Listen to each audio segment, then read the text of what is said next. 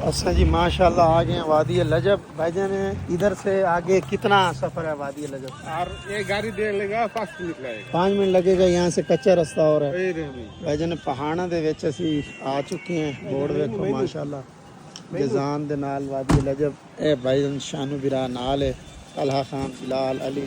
3 गड्डियां भाईजान Fortuner accord और उस तो बाद अलंतरा 3 गड्डियां भाईजान साड़ियां पिछों आ रही हैं ते माशाल्लाह नज़ारे ठंडियां हवावां। शानू सुना मजा आ रहा है अल्लाह कसम ठंडियां मरी दी हवावां। हाय हाय हाय बहारां यल्ला बहारां। इधर के लिए गारो ठंडे है तो गरम है बातास गरम। आपको इधर इधर क्या करता है आप इधर क्या करते हैं? स्कूटी है क्या है ड्यूटी है? ड्यूटी है 10 घंटा है। स्कूटी 10 है। घंटा। अच्छा यहाँ पे ड्यूटी है सफाई वगैरह को कचरा को फेंकेगा। हाँ चलो माशाल्लाह माशाल्लाह। ये हमारा बांग्लादेश के भाई हैं। पहाड़ों के नज़ारे देखो यार। ठीक है जी है तलहा अपने हिस्से तो दे रहे हैं ना। माल बड़ा भाईजान जुम्मा पड़े है भाईजान सुकून नाल अग्गा निकले हैं।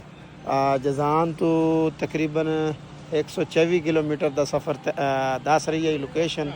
ठीक है 1.5 घंटे का सफ़र दस रही है पर तकरीबन 1.25 घंटे लग चुके हैं। ठीक है तो लाओ जी वेखो इतने रेसा भी ला रहे हैं तो इंशाल्लाह ताला अपना वादी पहुँच के अपना उत्थे फिर इंशाल्लाह तो नज़ारे विखेने।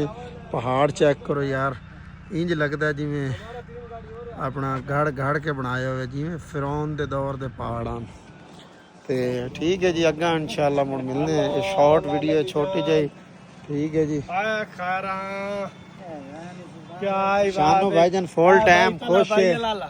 अच्छा ਅਸੀਂ ਜੀ ਇੰਜॉयमेंट ਕਰਨ ਆਏ वादी लजब में आए हैं। प्रोग्राम बनाया जी लाला कम से कम 4 गड्डियां ने 20 बंदे हैं लाला ਇੰਜॉयमेंट। हाँ नहीं नहीं 21 बंदे ने 21 बंदे ने लाला इंजॉयमेंट करे से इंशाल्लाह। ये अपनी लारी चाड़ आई है भाईजान। नाल बड़ी अली खान पानी खींच के रख अगर नावना भी है अजे पानी तो जरूरी है।